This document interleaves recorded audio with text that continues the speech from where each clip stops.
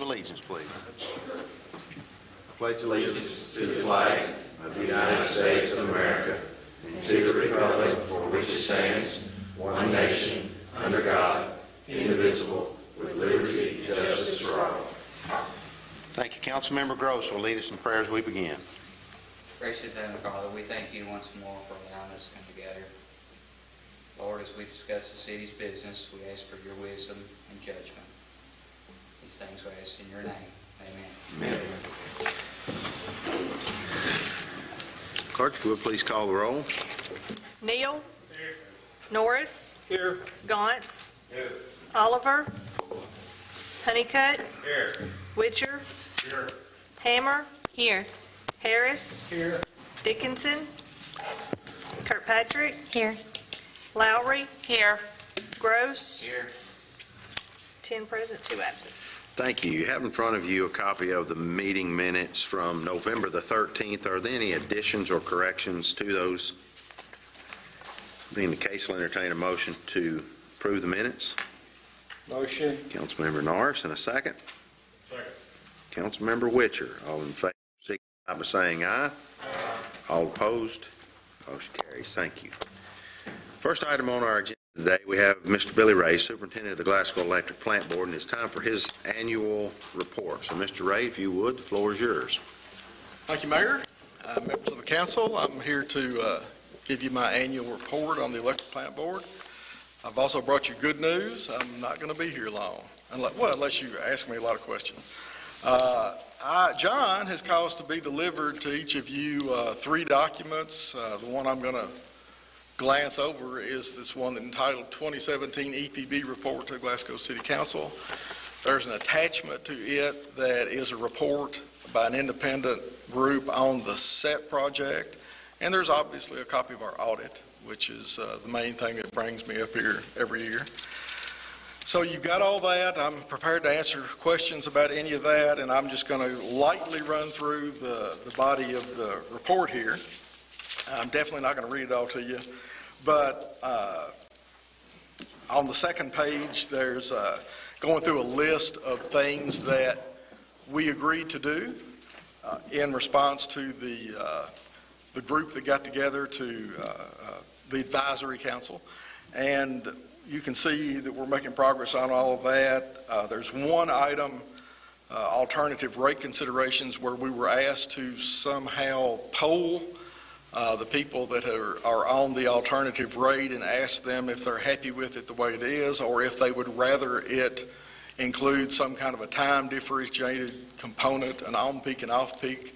And so we've put together a letter to send to the 1,100 or so people that are on that rate and just ask them if they like it the way it is, or if they'd like for it to be a little more like the variable rate in that it had an on-peak and off-peak energy charge. So we're about to find out that when we send those 1,000 or 1,100 letters out. I'm not going to dwell on the rate stuff. I figure everybody's got overload on that.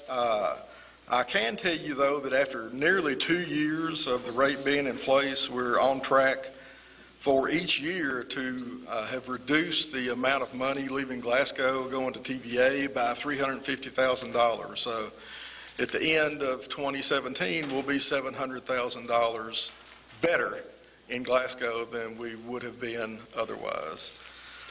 A little bit about the SET project. Again, there's a full-blown report in there done by an independent group on the project as part of the TVA reporting process. I would just like to say, though, that there's been a lot of negativity about a project that brought $7.5 million into our community.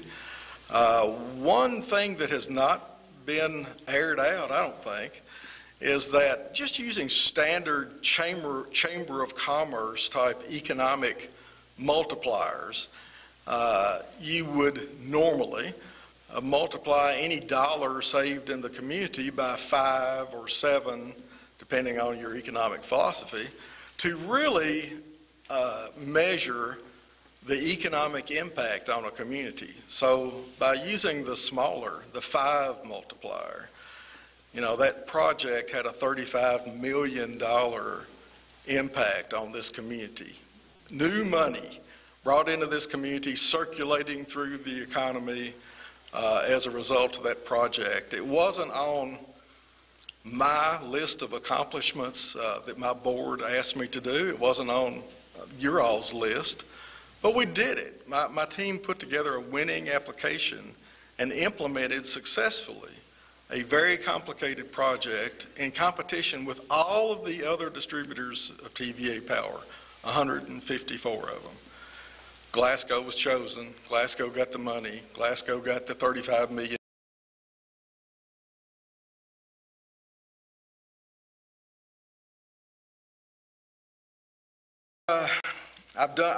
There's a little piece on page 4 about reminding you how a municipal utility differs from other utilities, like the rural telephone cooperatives and the electric cooperatives.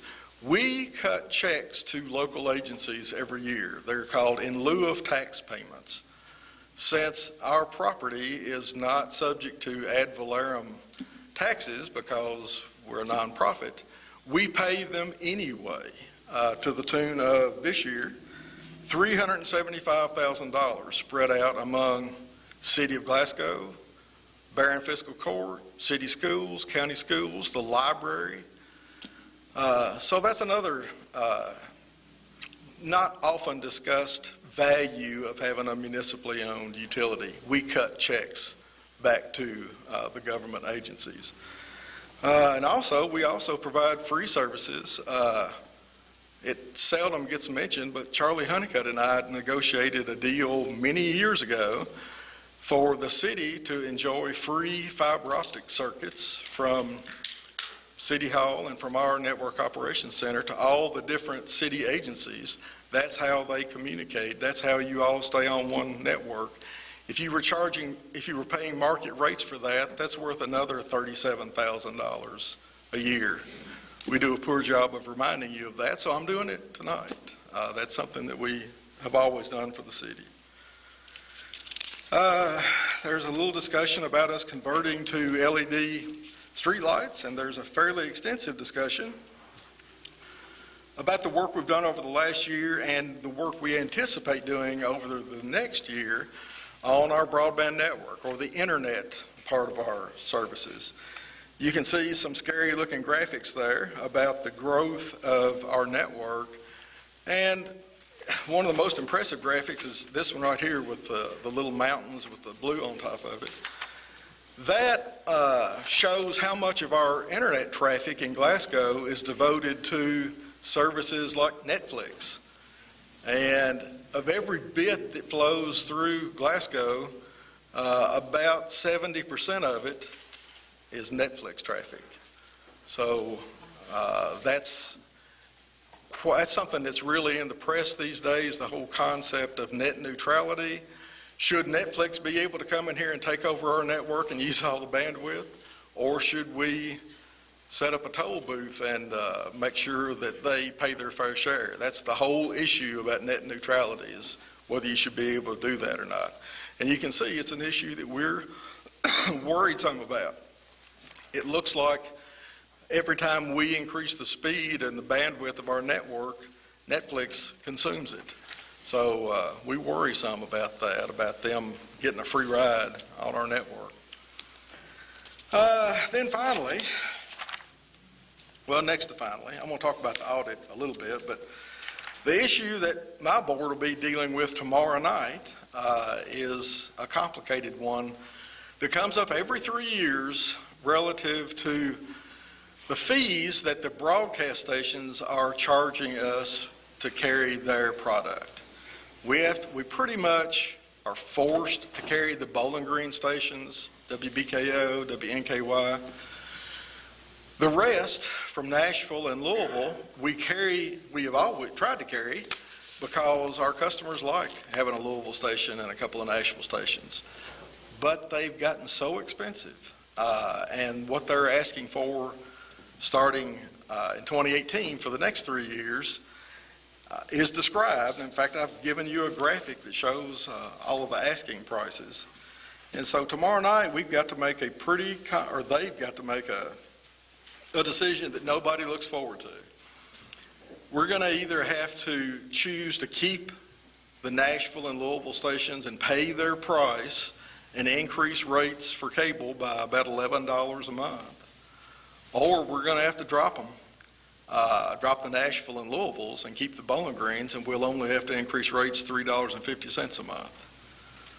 There's no way to win in that. I mean, we know what everybody wants us to do, keep everything and not have to have a rate increase. But that's just not possible for a nonprofit service to do that is already losing a lot of money.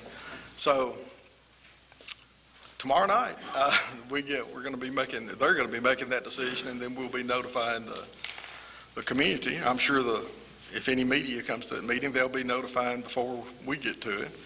But that'll be a big, controversial, and unpleasant thing. A lot of people have complicated relationships with their favorite TV news broadcasters, and to lose, if your favorite weather person is on a Nashville station and we drop the Nashville stations, that's going to be an unpleasant experience. But that's what we have to do between now and December the 31st, is make a decision on that. Finally, the audit, you should all already have a copy of that as well. It's a really thick document, getting thicker every year, and mainly because over half of that document, and I'm sure it's just like your all's audit as well, over half of that document is dealing with GASB required statements on the pension plan and our potential liability and how that impacts every one of our financial statements. So if you wanted to look at that audit and actually get something out of it, I would encourage you to look at the MD&A section, the management discussion and answers. That will give you a pretty quick, down and dirty review of our financial performance. You'll notice in there that a really notable thing is that our electric net income decreased again this year compared to last year. And that flies right in the face of people thinking that the new rates produce a lot of new income for us. That's a nice fairy tale. It's just not true. Our income is decreasing. Then finally, there is a option in the Little TVA Act that allows the City Council to choose our auditor. And we were told earlier this year that you all wanted to exercise that option. So you need to get to doing it. That choice needs to be made by March of 2018 for sure, to keep everybody on schedule for the annual audit process. And with that, I'll leave you alone unless you have questions to ask me. I've got a couple of questions. Okay. You mentioned that we'd saved $700,000, I think, in the last year. I'm guessing that Last 2 years. Last 2 years, and I'm guessing that did we use less kilowatts from TVA? Yeah, we reduced our demand charges from TVA, and we reduced the number of kilowatt hours that we were buying on peak and bought more off-peak kilowatt hours. So people changed the shape of the way they used energy, and that reduced the toll that TVA takes on the community. And the only other question I had was, do you know if any other of the electric suppliers are going with that variable price rate, since we've implemented it? Well, Councilman Harris, I can tell you that they're all interested, and they're all, as opposed to us, hiring consultants to tell them what they ought to be thinking about. And TVA is trying to change the wholesale rate to a similarly variable rate so that their wholesale rate looks a lot like the architecture of our retail rate. But to give you an answer about somebody that's done it, no. Everybody's looking, nobody's acting. Thank you for being here. Even if, looking at this chart, even if you took the increase on channels, we're still relatively the cheapest cable And if that won today, Councilman, it would be easy to keep the existing lineup and just say, well, we're still the cheapest. But comparatively, we still are. Even if we go up, if we stood with the status quo and had to do an $11 rate increase, we'd still be the cheapest cable TV in the country. But it'd still be an $11 increase. Yeah. So I'm sure my board will be looking for divine guidance on that. Nobody, that's a hot potato. Nobody wants to deal with it. Anything else? Thank you all. Thank you, Mr. Ray. Next item on the agenda is the second reading of one of two parking ordinances. This is an ordinance amending the City of Glasgow Code of Ordinances, Title 7, Traffic Code, Chapter 72, Parking Regulations. Again, I will just summarize for the council the changes to the ordinance. In subparagraph D2 of Section 7212, there is a change making it unlawful for any person to park a truck or any vehicle larger than 1 ton. The prior ordinance, or the existing ordinance, had half ton. That change is made in D2 of the ordinance. Subsection E, which stated that business houses located around the public square and maintaining small delivery trucks shall be provided with 1 car parking space for their truck after making application. That provision is deleted.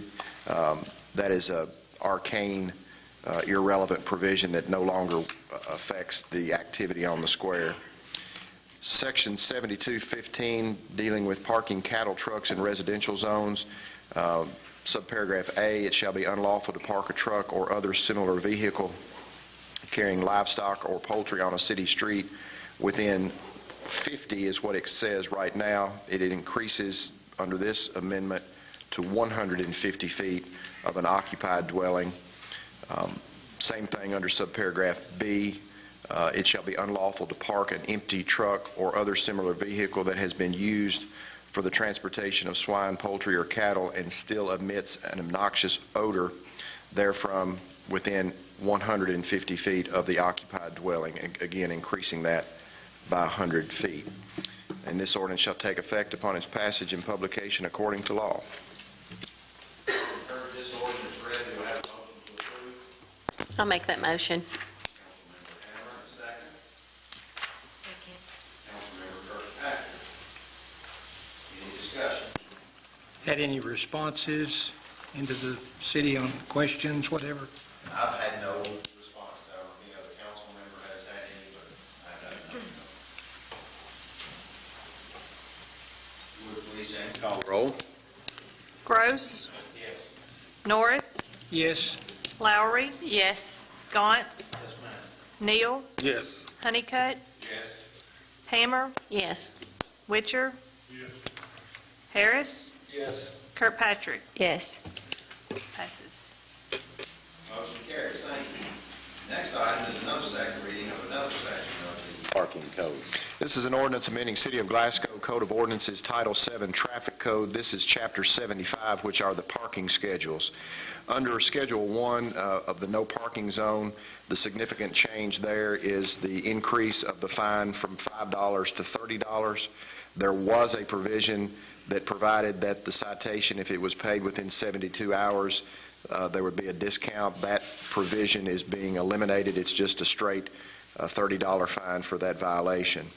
Under Schedule 3 of the Controlled Parking Areas section, the significant change there is that the parking time on the square is increased from 1 hour to 2 hours of free parking within the controlled area, and that shall be from 8 a.m.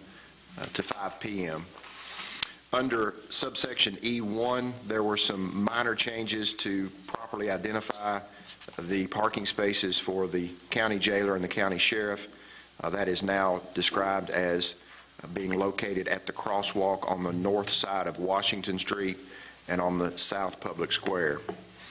Under subsection 3 of paragraph E, again, to correct and properly identify the parking spaces, it now reads that all parking on South Broadway on the west side of the street from East Washington Street to the end of the fire department building is restricted to parking for the mayor and city police vehicles only.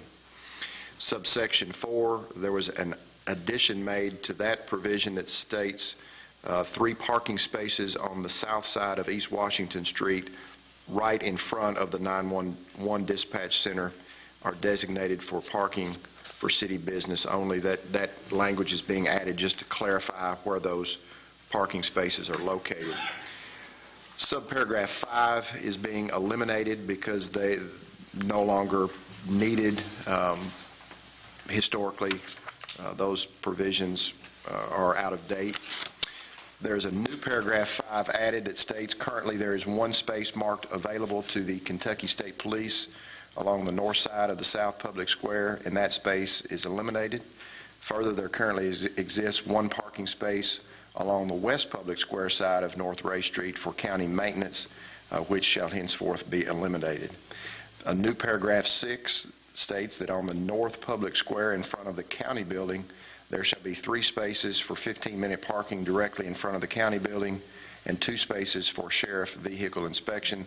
As I informed the council on first reading, that is currently the way it is right now, but the ordinance just did not specifically address that, so that is being added for clarification purposes. Subparagraph G, again consistent with earlier provisions, increases the fine from $5 to $30. And the same is for the paragraph 2, again from $25 to $30. Again, keeping all of those fines consistent so that one violation, it's $30 across the board. Having heard this ordinance read, do I have a motion to approve? Can I ask a question real quick? Yep. Who's going to maximize the 2-hour parking? Like, how do they know they're on the square for 2 hours? Are they going to get a ticket or? Enforce that? Yeah, I mean, who's going to go around? Are they going to mark a tire like they did before, or? I'm not sure what the process is. The chief is here, but yes. I've had questions on that, Chief. I just wanted to know. Currently, the newest technology we have available to us is chalk. But I'll be looking for some newer technology to, yeah, we'll do that. And the public safety officer will be monitoring that closely. You're welcome, thank you. Do I have a motion to approve? Council, second. Second. Councilmember Honeycutt. Any other discussion? In the second reading, this will be a roll call as well. Gauntz, Yes, ma'am. Hammer, Yes. Harris, Yes. Neal, Yes. Honeycutt, Yes. Kirkpatrick, Yes. Lowry, Yes. Norris, Yes. Gross, Witcher. Yes. 10 yes. Thank you, motion carries. Next, we have the first reading of an amendment to the zoning ordinance for property on Columbia Avenue with the 911 law. An ordinance amending Glasgow zoning ordinance rezoning property located at 900 Columbia Avenue in Glasgow containing .76 acres more or less from a B2 and R2 dual zoning classification to strictly a B2 general business district classification. It appearing that Frankie and Melissa McCoy, owners and applicants, have requested a zoning change for the property located at the 900 Columbia Avenue address containing .76 acres more or less in the city of Glasgow from a B2 and R2 dual zoning classification to a B2 general business district classification. A schematic drawing of the property subject to rezoning is attached hereto as Exhibit A and incorporated herein by reference. A trial-type due process hearing concerning the proposed zoning change was held on October 16th by the Joint City-County Planning and Zoning Commission, resulting in the recommendation by the Commission that the property hereinafter be rezoned to the B2 General Business District classification. Copies of the findings and recommendations of the Planning and Zoning Commission have been forwarded to the Glasgow City Council, which are hereby adopted by the Council and attached to this ordinance as Exhibit B. Now therefore be it hereby ordained by the City of Glasgow as follows. Section 1. The findings and recommendations of the Planning and Zoning Commission, copies of which are attached hereto as Exhibit B, are approved in all respects. Section 2, the property located at 900 Columbia Avenue in Glasgow, containing .76 acres more or less, is rezoned from B2 and R2 dual zoning classification to a B2 general business district classification. The real property covered by this ordinance being particularly described in the schematic drawing attached as Exhibit A. Section 3, all future development of this property shall comply with the requirements of the development plan ordinance adopted by the Glasgow City Council on December 30, 1991. Section 4, this ordinance shall take effect upon its passage and publication according to law. Having heard of this ordinance, do I have a motion to approve? Councilmember Gross, and a second. Second. Councilmember Norris. Any discussion?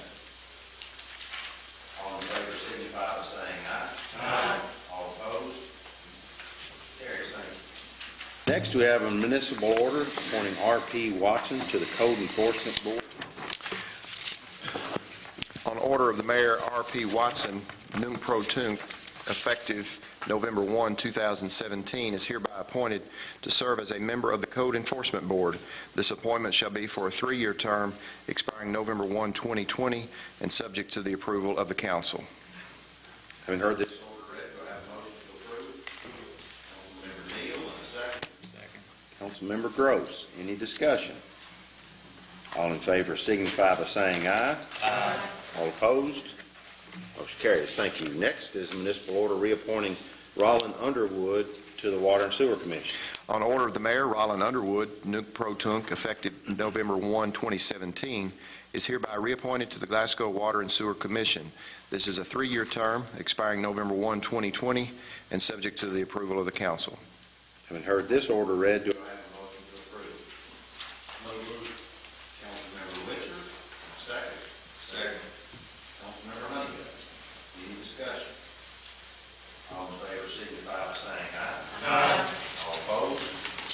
Carries. Thank you. That's the last action item we have on our agenda for tonight. We have several announcements. First of which is country music singer Mark Chestnut will be performing on Thursday, November the 30th at 7 p.m. at the Plaza Theater. Those tickets are $35 from the main floor and $30 from the balcony. For more information, you can contact the Plaza Post Office, Plaza Box Office, or you can go online to historicplaza.com. The annual Christmas Parade is sponsored by the Glasgow County Chamber of Commerce. That will be held Saturday, December 2nd. That's this Saturday, starting at 6 p.m. Leave out of the Glasgow High School. For more information, parade route, contact the chamber at 651-3161, or you can visit their website, Glasgow County Chamber. Santa's house is actually on the square. It will be here occupied Monday, December the 4th through Friday, December the 8th, each night from 5 to 7 p.m. and Saturday night through Sunday the 10th, each day from noon until 6 p.m. They will be in front of the courthouse. For more information, you can contact the Chamber of Commerce for that as well. The Glasgow Community Band Christmas concert will be held Sunday the 10th at 2 p.m. at the Plaza Theater. This is a free concert. Public is invited to attend. If you're looking for the perfect Christmas gift to give the person who has it all, give them a Plaza Theater gift certificate. Those are available at the Plaza box office or can be purchased online. Are there any other announcements to come forward? Just to like to give you an update on the Community Thanksgiving service, which was hosted by First Baptist. Heard a great message by Dr. Michael Rice, but I really would just want to give you the total of the free will offering for community relief, which was $1,360. Other announcements? I'd like to recognize the 2017 Glasgow Scotty football team on a great season, winning, I think, their 7th regional title and making it to the semi-state. Go Scotties. Other announcements? I'd like to ask for you all to keep Jake in your prayers. He's down in, he's down in his back.